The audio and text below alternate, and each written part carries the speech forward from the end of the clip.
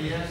Hoy vamos con la tercera y última parte de la lección 4 sobre la humanización de la naturaleza en la Edad Media.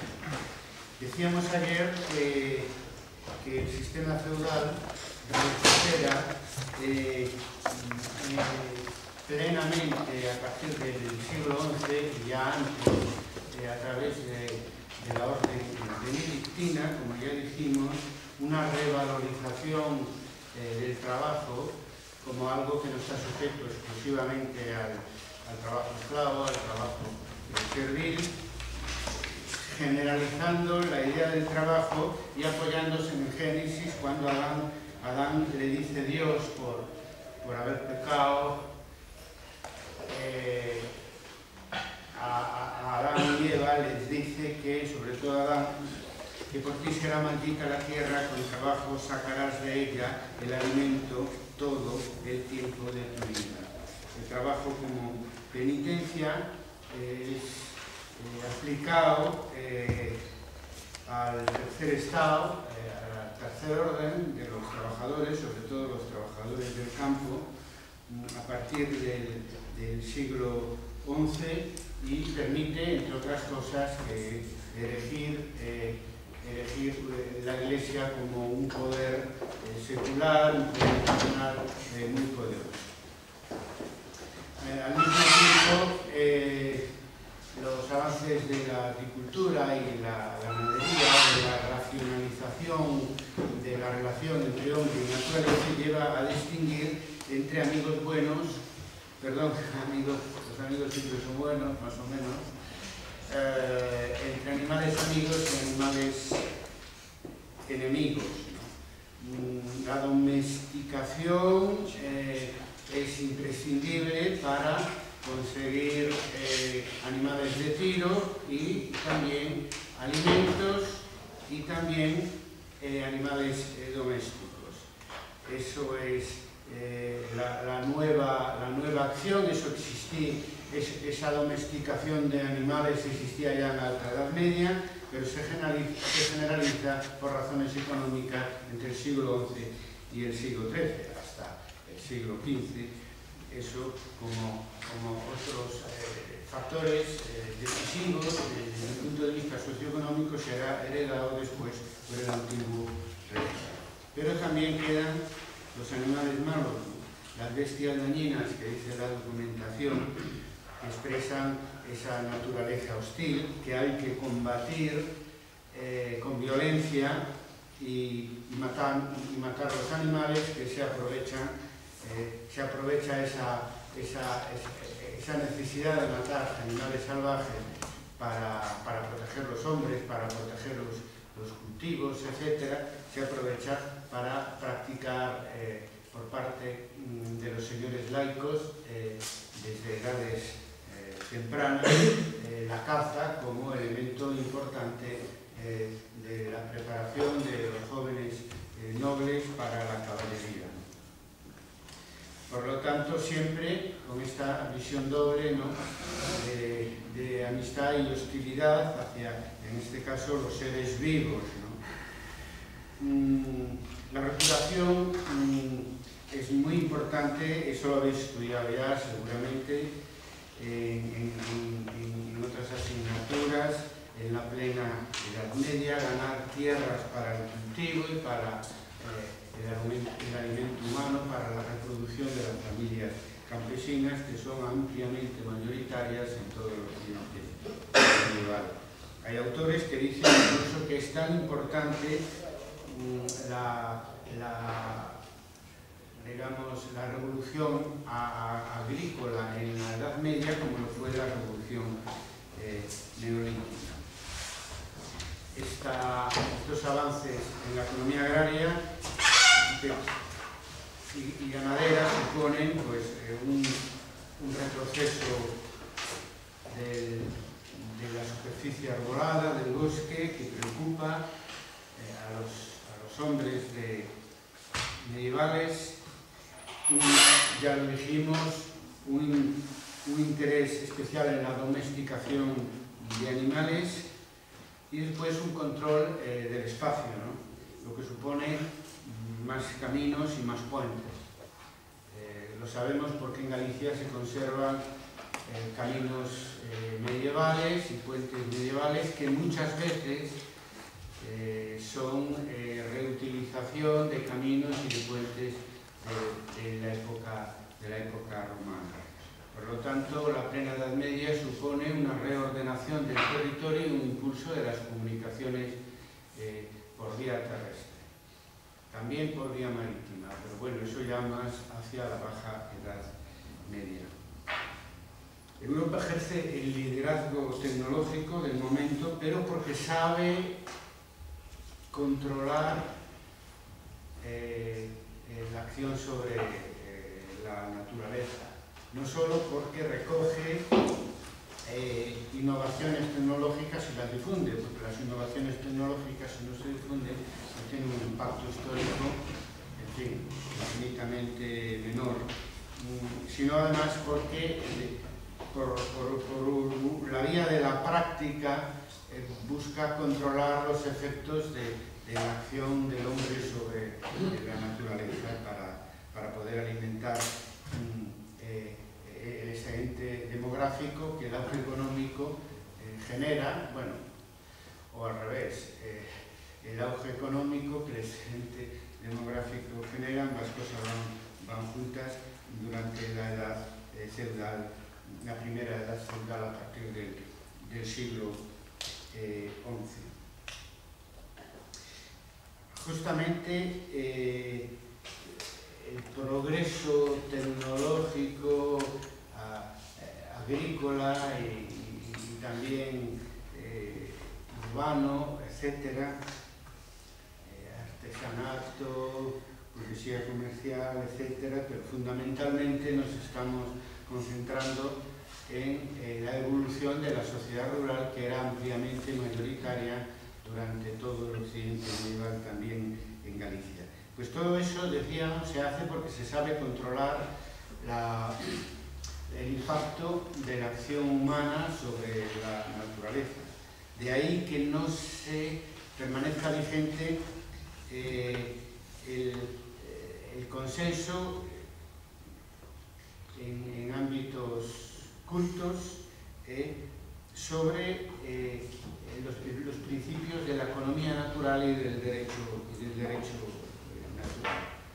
La economía natural viene a ser la economía de subsistencia, que llamamos, ¿no? Solo que era necesario, sobre todo con el auge feudal, que las granjas campesinas permitieran no solo la reproducción de las familias, sino además el pago de rentas. El pago de rentas y servicios a los señores, que se incrementan también, naturalmente, durante la plena edad media. Pero sigue siendo una economía natural, por ejemplo, que no está pensada para el comercio más que en una pequeña parte de la economía feudal. Importante, pero pequeña. Y después también se conserva esa idea heredada del derecho natural, ¿no? Es decir, que la economía productiva feudal, lo que tiene de productiva, digamos, la economía feudal, mantiene el nexo con la madre tierra, como diría Francisco de Asís, ¿verdad? Una sociedad que decimos mayoritariamente rural, donde la clase más numerosa es el campesinado. Hablamos del derecho natural, no lo definimos, lo vamos a hacer ahora. Primero, naturalmente, viene de Dios, cuya primera preocupación es, o deber, si se quiere, es cuidar de su criatura predilecta, que es el hombre, ¿no? A pesar del pecado original. O si queréis, a consecuencia del pecado original, porque el intérprete de los deseos divinos en la tierra es la Iglesia, y la Iglesia necesitaba conservar el hombre para que, como penitencia originaria, pues trabajara las tierras y permitiera subsistir a la propia Iglesia como tal. El derecho natural incluye tanto a los hombres como los animales. Otra vez volvemos a la íntima relación entre hombre y naturaleza, lo que después el ecologismo llama el sistema ecológico, ¿no? El ecologismo en el campo historiográfico, lo que se llama historia ecológica, historia ambiental, etc., en su grado más elevado, porque hay una historia ambiental o ecológica puramente empírica, pero hay una historia ambiental y ecológica reflexiva, revisa la historia anterior en el supuesto, partiendo del principio de que la historia humana no se puede estudiar al margen de la historia de la naturaleza, en todas las épocas, pero muy especialmente en las épocas precapitalistas. Por lo tanto, formamos un sistema ecológico, hombre y naturaleza, y eso que se olvidó conforme avanzó la revolución industrial y en la época contemporánea, estaba muy presente en la época medieval a través, por ejemplo, de derecho natural que rige las relaciones jurídicas entre las personas, las relaciones jurídicas, y que se contradice con lo que será inmediatamente después, eso avanza ya más hacia finales de la Edad Media, el derecho positivo de las gentes, que se refiere a las leyes y las regulaciones jurídicas que los nombres se dan a sí mismos, sin intercesión divina, sin ese criterio jurídico de que prima el hombre como parte de la naturaleza. Un avance, sin duda, pero como pasa tantas veces en la historia, lo que progresa por un lado se pierde por el otro, ¿no? Lo sabemos muy bien por los orígenes del Estado moderno, que fue un progreso en sí mismo, pero que terminó en el estado absoluto e hizo necesarias las revoluciones burguesas después. Feudalismo, volvemos a referirnos a eso, es un modo de producción ecológico, pero también porque el desarrollo tecnológico es escaso en relación con la época moderna y contemporánea. Claro, es un avance de gigante en relación con la Alta Edad Media, pero es escaso respecto a lo que conoceremos en los siglos XIX y XX fundamentalmente.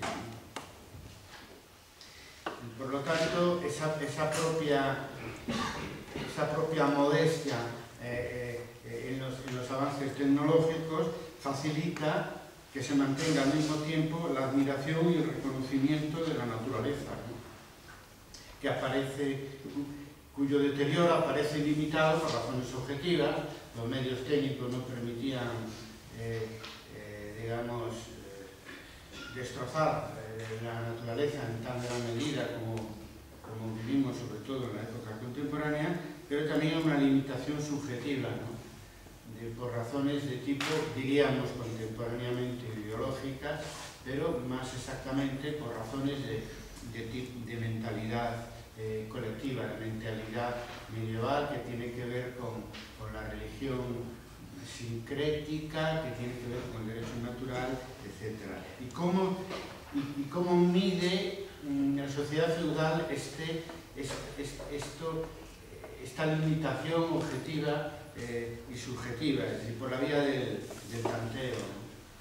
Por la vía de comprobar los efectos negativos de la acción humana y rectificar simplemente. Y a veces simplemente limitar sin más el deterioro del medio ambiente por superstición, pero también por convicción de que eso es como segar la hierba debajo de los pies, ¿no? Es como echar piedras, diríamos, sobre el propio tejado de los hombres y de las mujeres medievales que necesitaban esa naturaleza exuberante para mantenerse. Porque además la recolección de frutos sin más trabajo que ir a los árboles y a los arbustos a recogerlos, sigue siendo una parte importante de la economía agraria durante la época medieval, a pesar de los avances de la agricultura tecnológica. Por lo tanto, siempre está el hombre medieval trabajando con dos ideas a la vez. La naturaleza es amiga, la naturaleza es enemiga, como veíamos en el caso de los animales. Decíamos en el artículo en el que se basa esta lección, la humanización de la naturaleza en la Edad Media, la humanización de la naturaleza por parte del sistema feudal, que la violencia está controlada, que está regulada, y veámoslo como siempre lo que dicen las fuentes de la época, particularmente las partidas, a las que no se le escapa ningún aspecto fundamental de la vida social y individual y colectiva, y tampoco de la relación de la sociedad con la naturaleza. Se dice en las partidas: el pueblo se debe apoderar de la tierra por la fuerza, cuando no lo pudiesen hacer por maestría o por arte, prefiriendo naturalmente una relación pacífica, que no hiera la naturaleza por maestría o por arte, consecuencia de la habilidad humana para extraer los frutos que satisfagan sus necesidades, pero esto es la novedad, pues se puede apoderar de la tierra por la fuerza, y el sujeto es el pueblo. Concepto medieval que está también en la documentación y que no es muy distinto de la época moderna y contemporánea, salvo en el aspecto que también se prolonga durante el antiguo régimen, que la burguesía urbana forma parte de ese pueblo, ¿no? Y no se refiere en este caso a la clase feudal, se refiere al tercer estado, al estado de los trabajadores, está pensado para los trabajadores del campo. Y siguiendo con esa idea del sistema ecológico, de la inseparable unidad entre hombre y naturaleza, aplica el mismo criterio de uso de la fuerza para las relaciones entre los hombres. O sea, entiende generosamente, desde el punto de vista filosófico, que el uso de la violencia es tan legítimo entre los hombres que entre los hombres y la naturaleza.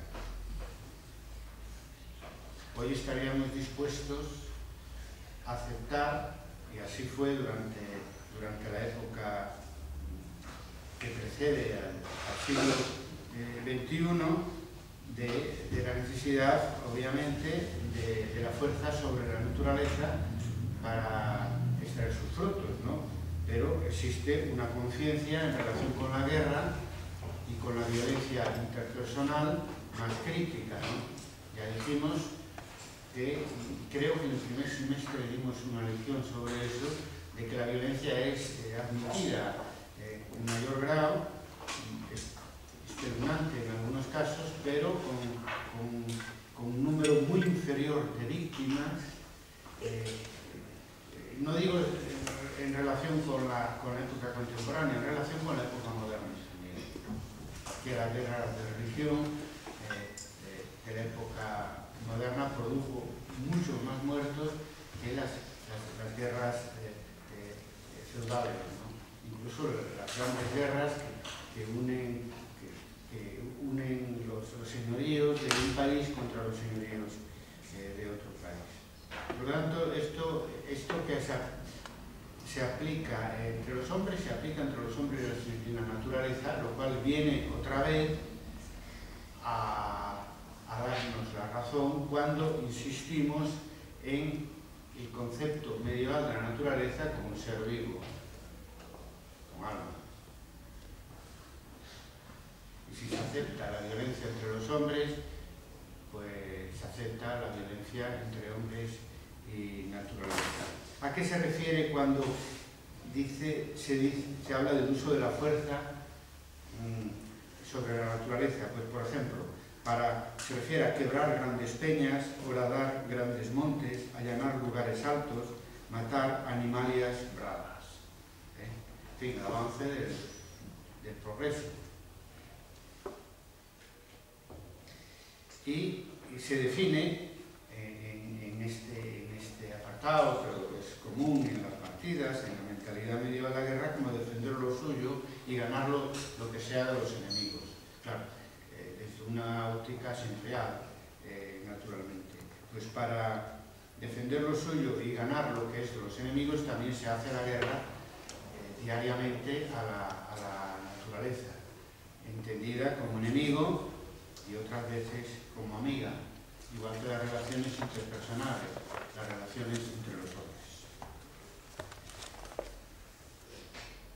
Por lo tanto, la aceptación de la violencia en la sociedad medieval se refiere a la violencia entre hombre y hombre, la naturaleza entre naturaleza y hombre, sin jerarquía entre estos dos tipos de violencia, antinatural o antihumana, protagonizada por el hombre o protagonizada por la propia naturaleza, porque no vamos a tener tiempo hoy se acaba este tema, pero la naturaleza es muy agresiva también, ¿no?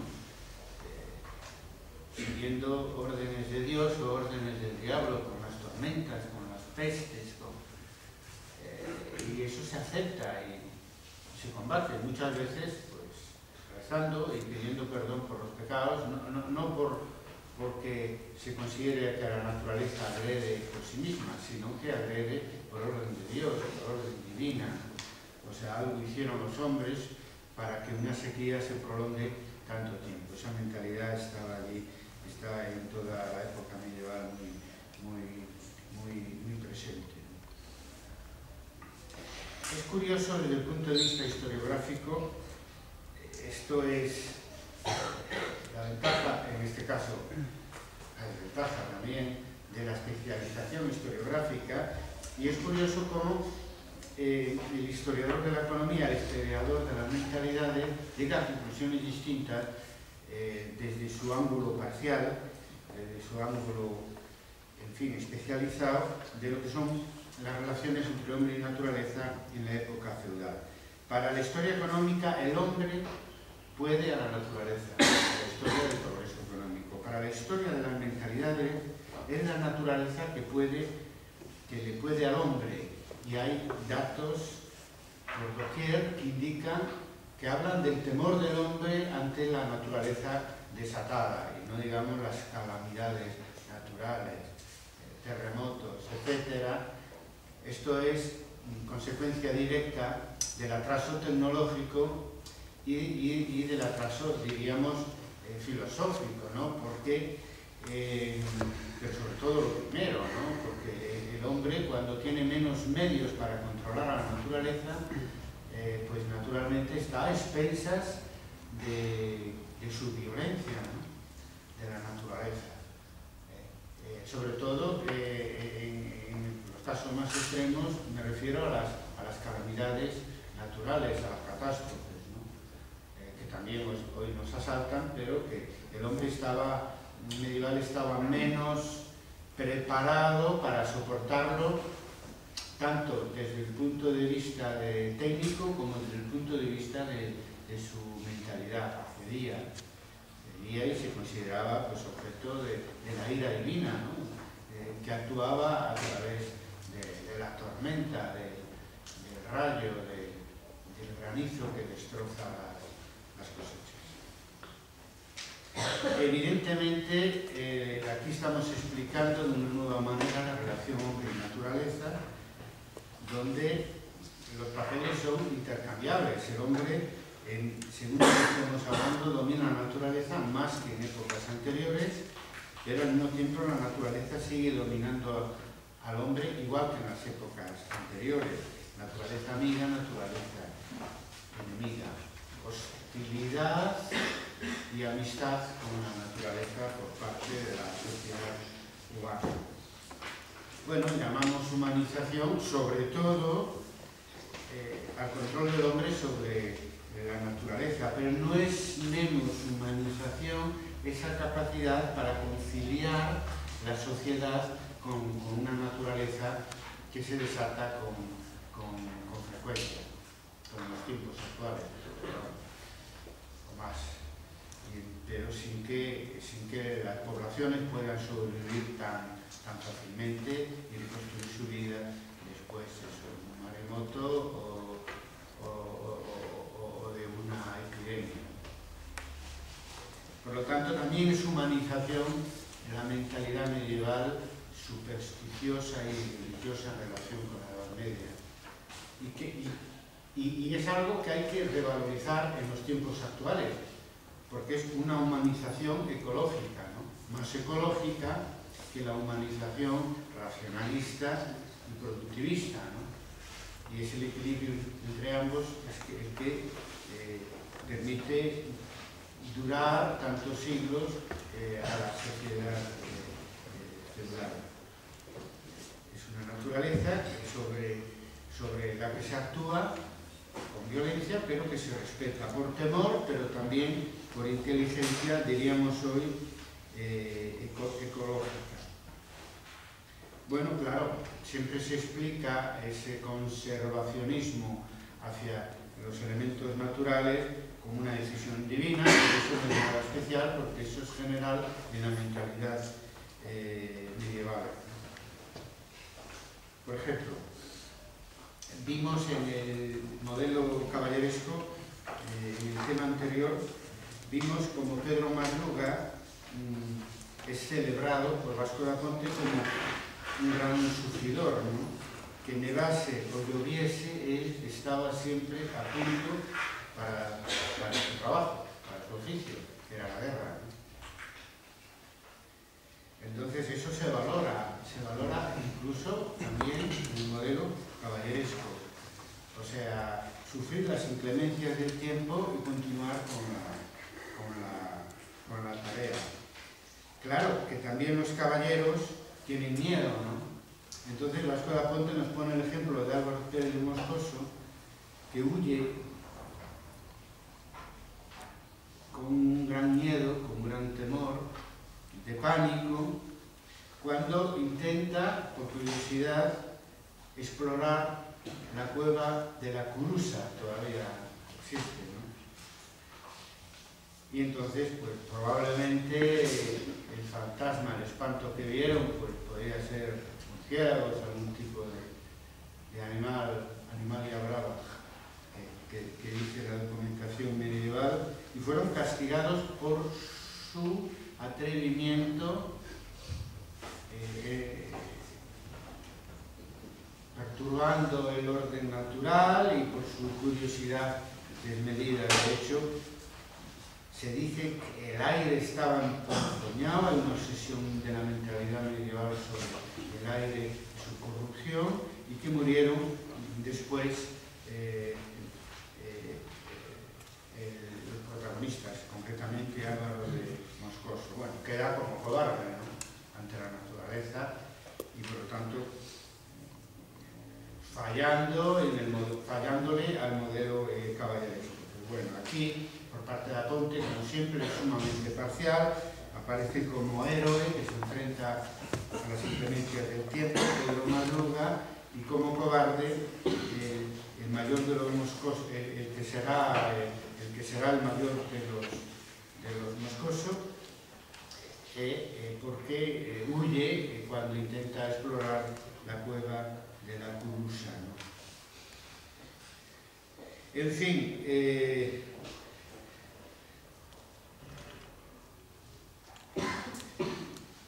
el hombre desde el Génesis, que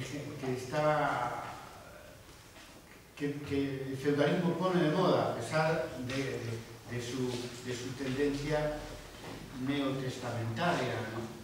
Sin embargo, en el tema del trabajo se vuelve al Viejo Testamento, que hace del hombre el centro del mundo, pero el centro por defecto, ¿no? Como castigo, como penitencia, muy distinto del hombre renacentista de Leonardo da Vinci y de Renacimiento general y después del humanismo, que hacen del hombre el centro liberado, digamos, de los lazos que lo une al poder sobrenatural, ¿no? Sino andando por su propio pie. Y sin temor y sin mentalidad penitencial, bueno, a diferencia de lo que vimos cuando hablamos en el camino de Santiago, de peregrinación de Santiago de Compostela, el hombre moderno. Bueno, eso se supone que es un gran avance, pero ese hombre penitencial, ese hombre temeroso, es el hombre también que es capaz de conciliar el progreso con la conservación del medio ambiente y así dar una larga vida al sistema feudal. No solo feudal medieval, sino lo que sobrevivió en el antiguo régimen como sistema feudal al feudalismo moderno. Por lo tanto, doble uso de la naturaleza, obra amiga, obra enemiga. Yo estudio en mi trabajo de investigación 4 casos que no voy ahora a detallar aquí por falta de tiempo, y es la relación del hombre con el bosque, del hombre con los animales, del hombre con las tormentas y del hombre con la peste. No solamente la peste de 1348, sino en general la peste y las epidemias en la Edad Media. Eso podéis seguirlo a través del texto, el estudio de casos que hago, y siempre nos encontramos, claro, que los sujetos de la acción son 2, el hombre y la propia naturaleza que actúa también. Y a veces no, con frecuencia, para el hombre actúa conscientemente, es un sujeto consciente también, eso sí, teledirigido por el poder celestial. Y también las acciones y reacciones que se producen entre la acción del hombre, la reacción de la naturaleza, y entre la acción de la naturaleza y la reacción del hombre. Y que el hombre siempre actúa, por lo tanto, por 2 vías: la vía de la razón, del utilitarismo, de la práctica, de la experiencia empírica, y por otro lado, la vía de la magia, de la superstición, de la religión. Y esa combinación le dio un muy buen resultado para el bienestar de las poblaciones medievales durante siglos.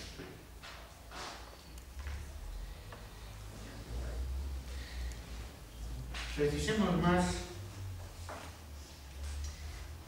cómo la razón controla la acción humana sobre la naturaleza, apoyándose en la religión. Recordad que siendo muy importante el camino francés, el camino de Santiago de Compostela y el comercio en general durante la plena y la baja Edad Media, hasta el siglo XVI seguimos hablando de una economía feudal, que es una economía de autoconsumo, incluyendo el autoconsumo, naturalmente el consumo de la clase dirigente, de la clase feudal, que tenía que ser proveído por el tercer estado, el estado de los campesinos, de los trabajadores. Esta clase dirigente vivía de ingresos a los que tenían que satisfacer la mayoría de la sociedad campesina por el pacto feudal, ¿no? Por lo tanto, no es la clase feudal, la clase de los señores feudales en general, no es una clase preocupada por la producción, con las excepciones que conocemos, que son la economía monástica, sobre todo la época del Cister. Pero la economía monástica siempre estuvo más interesada por la producción, desde la orden benedictina de hora y labora, que obligaba a los monjes a trabajar también la tierra, hasta el Cister. Se produce ahí un cambio de actitud durante la Baja Edad Media con las órdenes mendicantes. Pero el resto, que en general es mayoritario en el occidente medieval, es decir, los señores laicos, la clase feudal por antonomasia, pues tenía como preocupación recibir sus rentas, pero no especialmente promover innovaciones que generaran más producción agraria y que en teoría podía también para ellos ser beneficioso porque tendrían más rentas feudales. La renta feudal en este sentido no es productivista en general, de ahí que la clase feudal ejerce en su conjunto poca presión sobre el medio natural y le es más fácil aceptar las medidas proteccionistas hacia el medio natural, hacia la madre tierra. ¿Cuáles son las medidas proteccionistas de la economía natural, digamos, bendecida por la religión? Y bueno, lo que más os suena seguramente es la rotación trienal de los cultivos, ya hablamos anteriormente en este tema, que supone un incremento muy grande de la productividad. Antes el sistema era binario, es decir, se trabajaba la mitad de la tierra un año y al año siguiente la otra mitad. Pero el mayor conocimiento de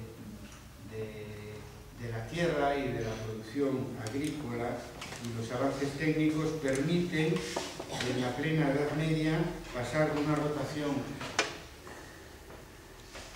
bianual a una rotación trianual. Es decir, cada año un tercio de la tierra se dedica a los cereales de invierno, el otro tercio, segundo tercio a cereales de la primavera y un último tercio al barbecho, con lo cual se aprovechan cada año los 2 tercios de la tierra cultivada. Eso es un avance muy importante y tiene que ver también, ya lo decía, con el uso del arado, el inicio del hierro para hacer más incisivo, más productivo la arada y en general las mejoras técnicas en la agricultura. Naturalmente, en el proteccionismo está digamos, la razón utilitaria por un lado y la razón religiosa por otro. Como siempre, San Francisco no pudo dejar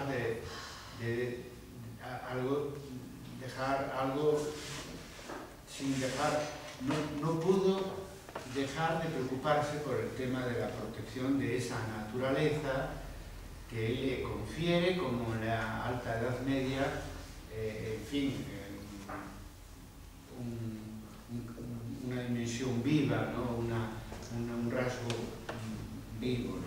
Entonces, por ejemplo, dice que en el caso de los huertos es necesario dejar siempre franjas sin cultivar. El motivo, curiosamente, lo digo porque, claro, se aparta un poco de lo que estamos hablando, ¿no? Del control de la naturaleza, sobre todo por razones económicas y religiosas, pero en este caso las razones son estéticas. Dice que es necesario dejar parte del huerto sin cultivar simplemente porque es bonito, por la belleza de las flores, que reflejan la hermosura del Padre.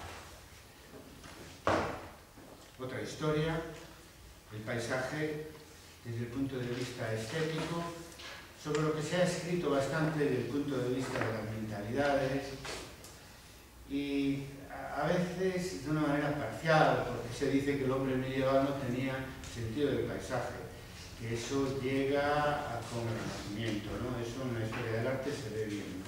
Se ve claro, sobre todo cuando nace a mediados del siglo XV el arte renacentista. Bueno, yo rectificaría y creo que en ámbitos urbanos y cultos la estética siempre a través de una lectura religiosa está presente, es decir, no diría tanto del hombre campesino que toda su vida ha vivido dentro de ese marco hermoso, ¿no? Que para ellos es su contexto de trabajo diario, ¿no? Pero eso pasa hoy en día también. Los que vivimos en el campo y trabajamos en una ciudad y somos de mentalidad urbana, pues nos gusta vivir en el campo por sus virtudes estéticas, y yo con mis vecinos a veces, claro, me comentan que ellos no dejan de aceptar que es muy bonito el paraje donde vivimos, pero claro, digamos que no han escogido irse a vivir allí toda su vida, y sus familias, por lo menos hasta el siglo XVIII, que yo tengo documentado, han vivido allí también, por lo tanto es muy distinto. Quiero decir que ese sentido del paisaje, ese sentido estético, es algo que nace junto con la ciudad, y nace en los sectores cultos, en la élite cultural. Creo que no sé dónde, debo tener la ficha, encontré, pienso, de finales de la Edad Media, burgueses en la costa gallega que tenían una casa de campo. Naturalmente eso ya funcionaba en la época romana, pero sabéis que durante toda la Edad Media se perdió mucho de los avances romanos, urbanos, y también esto, ¿no?, de patricios que tenían casa en el campo, en unos casos porque eran terratenientes, en otros casos simplemente para su disfrute. San Francisco de Asís es un producto urbano, ¿no?, un producto culto, y nos regala esta motivación, este motivo, esta razón estética, siempre estética religiosa, dentro del marco conservacionista, proteccionista del sistema feudal. También el rey colabora, y el legislador. En las partidas, así como se habla del deber de los clérigos, del deber de los caballeros, del deber de los vasallos, del deber de los señores, se hablan del deber del rey. El primero, guardar su tierra. O sea, defender es la cúspide de la caballería feudal, y el rey tiene que defender su reino, ¿no?, su tierra, en el sentido siempre doble de espacio más hombres que viven en él. También, segundo deber del rey, que no yermen sus villas, es decir, proteger la vida urbana. Sabéis que las ciudades son en su mayor parte, en cierta parte, porque no es tanto así, no es igual en toda la península ibérica, en todo Occidente, pero por lo menos en el caso de Galicia son decisiones reales, ¿no?, sobre todo de rodearla de murallas, con privilegios y con exenciones para que la gente poblara esas ciudades. Eso es una acción real. Por lo tanto, guardar la tierra, el reino, guardar las villas y la naturaleza. Fijaros cómo lo plantea la partida. Otro sí, que ni los árboles, ni las viñas, ni las otras cosas de las que los hombres viven, las corten, ni quemen, ni derraiguen, ni las dañen de otra manera, ni aun por enemistad. Esto es muy interesante, es decir, el rey protege los árboles, las viñas, con el argumento utilitarista de que los hombres viven de ellas, y por lo tanto no cortar árboles, no cortar viñas, no quemar árboles, no quemar viñas, ni las otras cosas de las que los hombres viven, ni las dañen de otra manera, ni aun por enemistad. Como siempre, el derecho natural, hay más reglas para la relación de los hombres entre sí, para la relación entre hombre y naturaleza. O sea, no se, cuando se habla de que ni por enemistad, no se refiere a la enemistad entre hombre y naturaleza, que no la prevé la mentalidad medieval. Es decir, la relación con la naturaleza es una relación obligada, bendecida por Dios, es algo que se presupone, que se hereda. La enemistad es entre hombres. Sí, aquí se refiere a lo siguiente, de que en la guerra feudal es muy habitual que un señor arrase con los cultivos de la tierra y con la tierra del señor enemigo. como pasa siempre, o casi siempre en la historia, la mayor parte de las víctimas pues son inocentes, y eso durará durante la época moderna y durante la época contemporánea. El ejército que vence arrasa la tierra enemiga y, en este caso, concretamente, corta y quema árboles, viñas, destroza las tierras de cultivos para castigar a la población enemiga, ¿no?, que vivía también las consecuencias de la guerra tanto o más que los señores que la provocaron. También las partidas nos dice otra cosa. Por ejemplo, hablando de qué se puede empeñar, también se habla de prendas, ¿no?, que es un empeño obligatorio en la época medieval. Si tienes una deuda, te cogen algún bien y prenda. Pero bueno, el empeño en general que tiene el mismo sentido que tiene, ¿no?, ir a empeñar algo pues, para hacerse con dinero, no es el mismo fenómeno que vender, que hoy todavía existe. Dice que se pueden empeñar los frutos de los árboles, del ganado y de las heredades.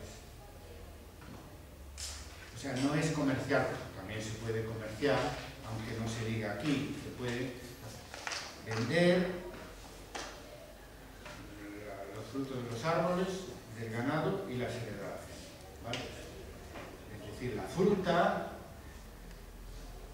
la leche y los propios cereales que generan los cultivos. Se puede empeñar, se puede vender y muchas veces, bueno, con limitaciones, porque el excedente era del señor, ¿no? Y había que pagar las rentas hasta bien tarde. Las rentas se pagaban en especies, ¿no?, con los productos estos. Por lo tanto, con eso sí puede haber intercambio. Pero no se pueden empeñar ni bueyes, ni vacas, ni otras bestias ganadas, es decir, los animales amigos que necesitamos para arar los campos y para obtener carne, leche y demás. Tampoco se pueden empeñar los arados y, por supuesto lo digo yo, los siervos. Y tampoco robar.